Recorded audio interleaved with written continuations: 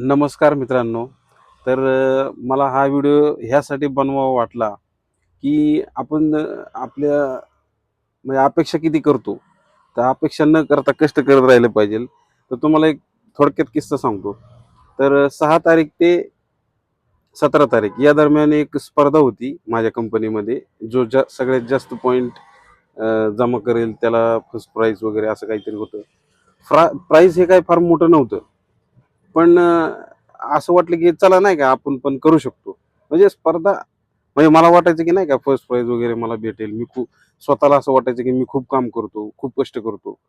पण असं मला लक्षात आलं आणि त्या दरम्यान मी त्यांच्या सगळ्या क्रायटेरियामध्ये सगळे नियम पाळून काम केलं.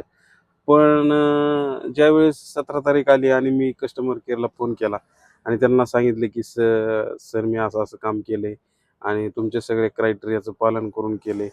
तर त्यांनी मला विचारलं की किती राईड्स केलेत तुम्ही? तर मी त्यांना सांगितलं 140 पॉइंट झाले. तर त्यांनी असं सांगितलं की "अहो सर, तुम्ही आमच्या कंपनीसोबत काम केलं, जोडून राहिलात त्याबद्दल खूप-खूप धन्यवाद. पण तुमच्या माहितीसाठी सांगतो की आमच्या सगळ्या ह्या कॉम्पिटिशनमध्ये सगळ्यात लास्ट प्राइजवाला जो पर्सन आहे, त्याच्या राईड्स आहेत 300 आणि तुमची 140 ची अगरबत्ती कुठे लावता?"